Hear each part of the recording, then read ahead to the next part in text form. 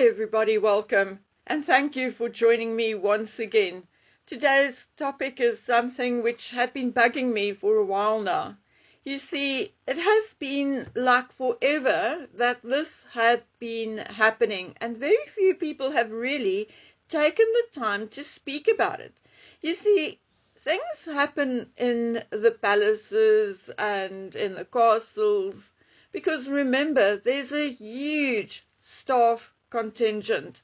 There are tourists and visitors, people through these buildings all day, every day of the year. But for most of the Queen's reign and Charles's reign, nothing, and I mean not a thing, ever happens in one of the palaces, at least officially. Sometimes things do pop to the surface just to be suppressed, never to be heard of again. Remember the body in the ornamental round pond in Kensington Gardens? Yes, okay, I mean, it was in Kensington Gardens and not technically on royal land, but there has been no update, nothing, since the body was found and since they made a mistake and wrongly identified it. That was the last we heard. Now, the body was indeed found uncomfortably close to William and Catherine's old apartment. Luckily, William, Catherine and the children were at Balmoral at the time. Although police said there is no foul play suspected, the last I heard, the woman is still unidentified. Every inquiry is answered with no foul play suspected, no new information, still looking into it. Really? Convince me, because if you ask, there is indeed no identikit available. Now, tell me, how the F must a family or a friend know it's their sister, their daughter, or their friend? How can the public help if there is no description, no estimated age, no identikit? So someone basically just keeled over, forward, face down into the water and drowned. Really? Okay, but like I said, technically it has nothing to do with the royals. But if I was William and this happened so close to my home, I would have taken a personal interest. I would have pushed the police to do their job. This was a human being, someone's family.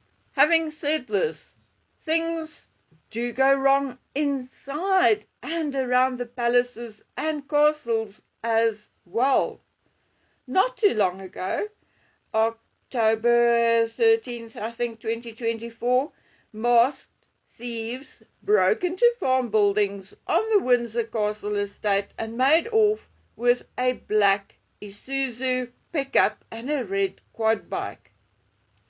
Now, have these guys been caught?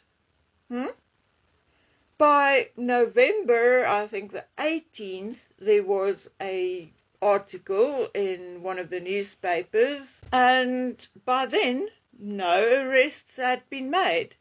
Not very far away from this incident, William, Catherine, and the children were fast asleep.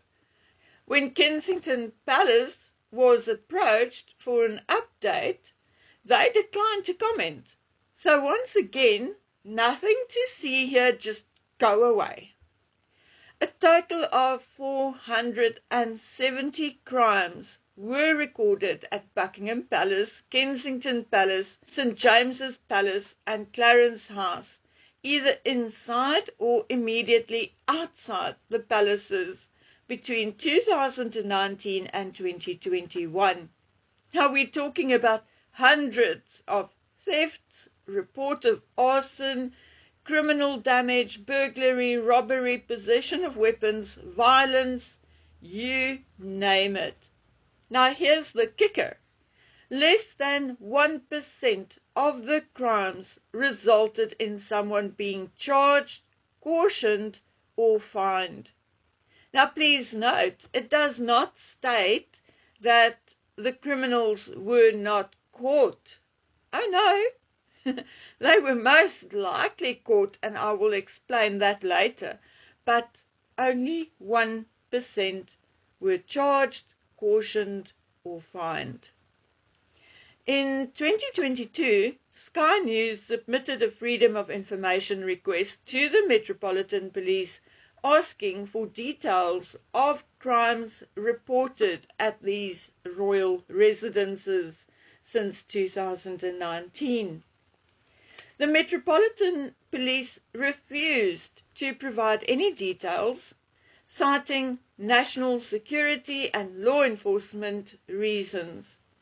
Well, if I was a little ruder than I already am, I would have given them an earful. Seriously, tell me, how can someone stealing an ornament or smoking in a public toilet have anything to do with national security? No, as far as I'm concerned, it doesn't. Not at all. Eventually, I think Sky News did manage to get extra details. Out of the 470 crimes recorded, just 9 resulted in someone being charged or summoned. 1 caution was issued and 1 penalty notice for disorder. In 404 cases, no suspect was identified, and 5 cases were dismissed because it was deemed not in public interest. So from now on, we're only prosecuting cases that are in public interest? I mean, really?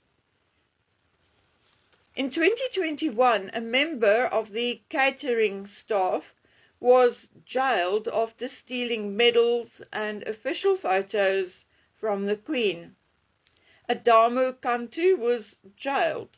The stuff he took were valued between 10,000 and 100,000 pounds, and Kantu was dumb enough to list the stuff on eBay. Later the same year, a man who scaled a Buckingham Palace fence did not go to jail, but he was told that he was lucky not to have been killed by Buckingham Palace police. Well, I guess he was freed to try again. A 44-year-old man was caught with a 20-centimeter kitchen knife and cocaine in his bag, and he got a 24-week prison sentence, suspended for a year. So, wow, hectic, guys.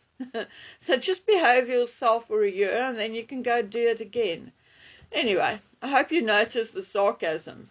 An American tourist was fined £200 after trespassing on Buckingham Palace land. He was found when he jumped a fence and ran off.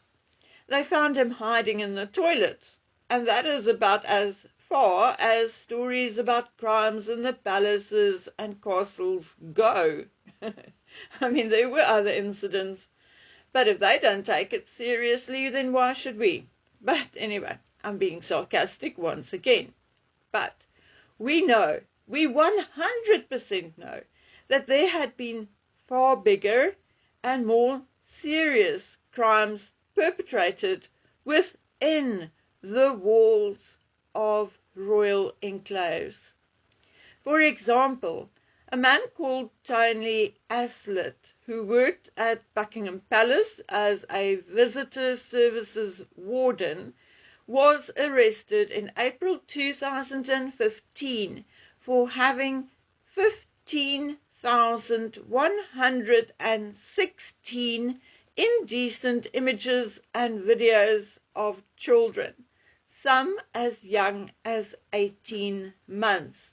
After 3 years, Aslett was sentenced and jailed for 9 months, and he was never heard of again.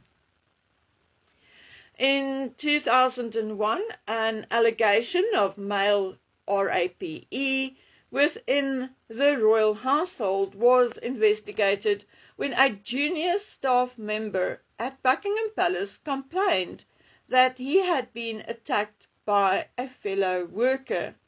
At the same time, there were allegations of male rape at St James's Palace. At St James's Palace, the then Prince Charles's aides conducted an internal inquiry and decided not to refer the matter to the police, whereas Buckingham Palace did ring the police within 24 hours of the matter being reported. The Buckingham Palace complainant was referred to the police, where he was given a one-to-one session with a rape counsellor, and after a couple of sessions he decided not to pursue the matter any further. Now, wow, that was unexpected, wasn't it? No, it wasn't. It was, and it still is, the norm. Both the victim and the alleged perpetrator returned to work at Buckingham Palace. Hey, guy, nothing happened. Nothing to see here. Look the other way. But hey, at least Buckingham Palace involved the police, whereas Prince Charles's aides were openly accused of a cover-up to prevent embarrassment to a man who was working very, very closely with Prince Charles. Now, could it have been Michael Fawcett? We'll get to that a little later.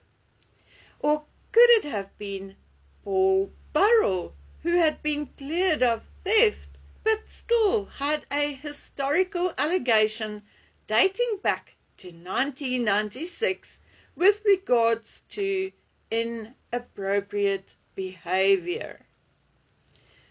But, like I said, hang in there, we're getting there, okay? Let's start at the beginning. It is indeed very possible, or so the other story goes, that Paul Burrell was being targeted, or that it was an attempt to discredit him, because detectives were told by Paul Burrell that a tape recorded by Diana of testimony of the St James's rape victim had gone missing. St James's Palace denied the existence of the tape. However, Paul Burrell told the Daily Mirror that he had actually seen the tape. Paul Burrell said the tape contained revelations of an intimate nature. Princess Di taped it as evidence so that the incident could not be covered up. The alleged perpetrator, someone again very close to Charles, indeed Michael Fawcett, quickly obtained the services of a grand London solicitor who wrote to the newspapers stating that his client denies the allegations and that the events never happened. But getting back to Paul Burrell for a second, it was known among close courtiers how hard Prince Charles at the time battled for the case of theft against Paul Burrell not to be heard in court. He literally tried everything for the case not to be investigated any further and brought to court. No one could understand why Charles did not want the case to be heard and solved once and for all. Finally, on the first day of the trial, the Queen suddenly remembered having a meeting with Paul and that it was agreed that he remove certain items belonging to Diana. And so the case was dismissed. End of story, except that it wasn't, because it is alleged that Paul Burrell had the wooden box, containing the tape or tapes, and that the box had its lock broken and the tapes were removed. Certain other parties alleged that Paul exchanged the tapes for his freedom. Whatever the truth is, I personally, unlike the people I'm in contact with in general, rather like Paul Burrell. Although I think and know that Paul gained some fame and made some money out of his relationship with Diana, I truly believe that he loved and cared deeply for Diana.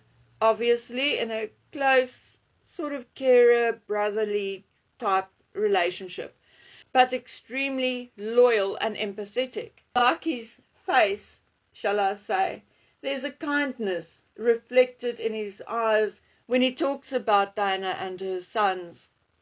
Okay, but let's move on because I have a point to prove, although it may sound like I'm just rambling on. After 2021, more requests were made for more clarity and transparency related to crimes committed in Buckingham Palace, Clarence House, Kensington Palace and St James's Palace. The Metropolitan Police are still, to this date, refusing to disclose any details about any crime committed at any of these residences. One only hears about it when the crime is basically committed in public, like when a car rammed the gates or a guy climbed over the fence, etc. The police did, however, release some statistics. But before I get to that, you can go read the entire report and excuses for yourself, where they talk about the threat of terrorism, etc., and which, after reading it, I still cannot figure out what, say, nicking something from a palace, a little ornament or something, has to do with terrorism. But maybe after reading it, you can figure it out. I'm posting the link to the report in the description box below. Okay, so figures for 2022 shows that there were 3 arson and criminal damage occurrences reported, 7 drug offences, 2 miscellaneous crimes against society, 8 possession of weapons, 6 public order offences, 3 robberies, 5 sexual offences, 81 incidences of theft, 10 violence against a person. Taking into consideration that only 1% of these incidents are actually charged, it makes me at least give it all a serious eye roll. Now, why would I do that?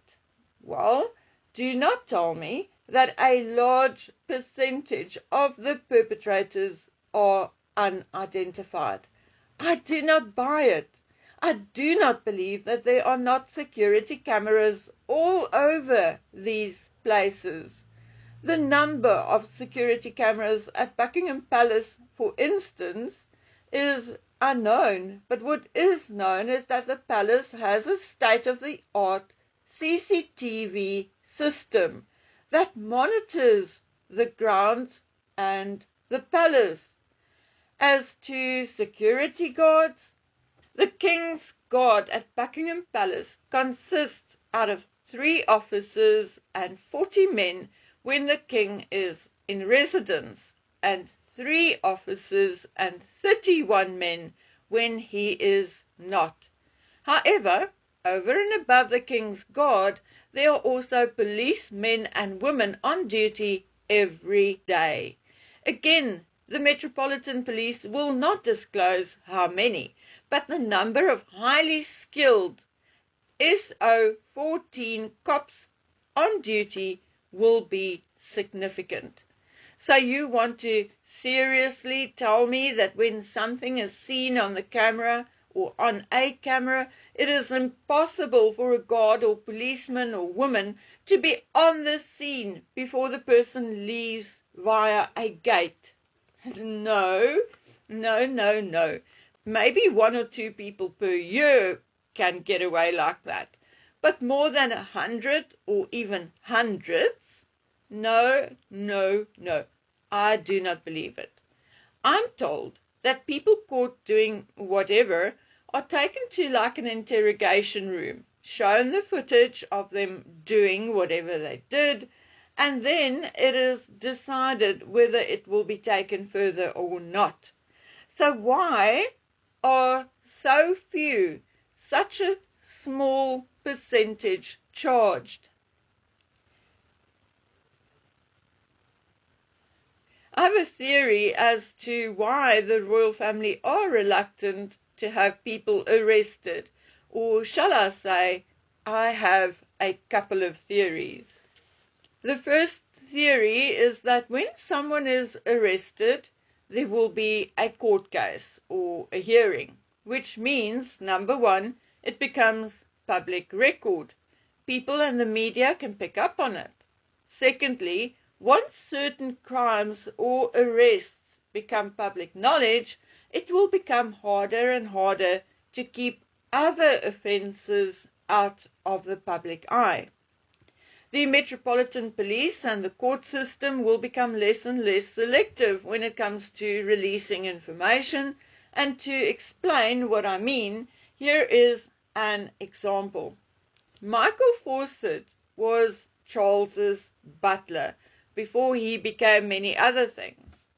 Paul Burrell was Diana's butler. Thus, Paul Burrell was Diana's Michael Fawcett. Are you with me? Okay, so if you cast your mind back a little, Michael was nicknamed Fawcett the Fence. Why? Well, listen carefully to the wording, please. He was accused of selling unwanted royal gifts and keeping a percentage of the proceeds.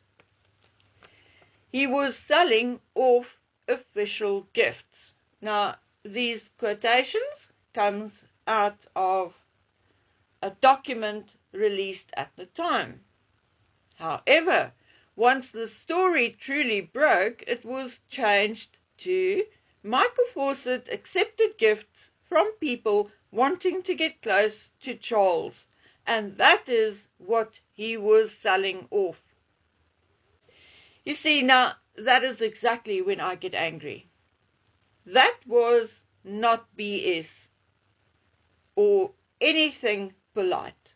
It was utter bullshit. Deep and smelly bullshit. The original story was, and still is, the truth. He was selling unwanted royal gifts. Extra watches, vases and ornaments which Charles did not like, etc., etc. How was it recognized in the first place? Well, because someone recognized a gift Charles received from a foreign dignitary and thought it was stolen, so he reported it to the palace. Yes, and Charles pocketed the money, and Michael got a commission as agreed between him and the then Prince Charles. That, my dears, is the truth, and that is why Michael was never accused of theft or stealing anything, because he wasn't stealing anything. He was given it to sell. It is also why he was cleared by an internal inquiry of any financial misconduct. Now, who was even talking about financial misconduct? So, listen further to this. He quit the royal household, but continued the king's patronage as freelance fixer and party planner. He also left with an undisclosed cash severance package. Later, he served as chief executive of Dumfries House, after which he was promoted to head of the Prince's Foundation in 2018, earning £95,000 per year. Okay, so now do you see why the case against Paul Burrell could not go ahead? Well, in case you did not figure it out, if Paul Burrell's case went ahead, the truth about Fawcett and others who were given unwanted gifts, either to keep or sell, would have come out. Yes, Dinah did it as well, just not as much or as often as Charles. And sometimes she sold some of the stuff for a charity. You know, she would gift it for an auction or whatever. Charles did it for his own benefit, his and Michael Fawcett's. Truth and nothing but the truth. The truth had already been told in the mainstream media, but in such a convoluted way that if you do not read word for word, you would miss it. So now I told you the truth in a bold, plain, middle-class English, okay? But you see, the very same thing applies across the board. The Queen was more straight-laced and allowed for more petty crimes to be prosecuted. If something was not going to reflect badly on the family, she had it run its course. But not Charles. He never wanted the police in royal business, to the extent that it became a talking point among courtiers and advisors and even family.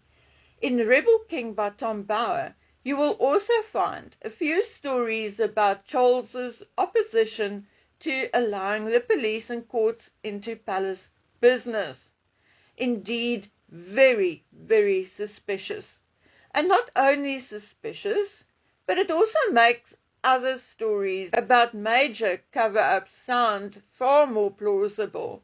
Incidents in Charles's own past had been thoroughly buried, talked over, or excused, and so had numerous incidents in the life of his youngest son. Now, I shall continue on this subject in the months to come because the truth and duplicity is indeed shocking. I am aware that it had been the case for a long, long time, but we cannot change history. It's been done, it's gone, it's over, there's nothing we can do about it. But we can change the future. Okay, ladies and gentlemen, friends and foes, that is it for now. I'll be back as soon as possible, so until then, please take care of yourselves and stay safe. Bye.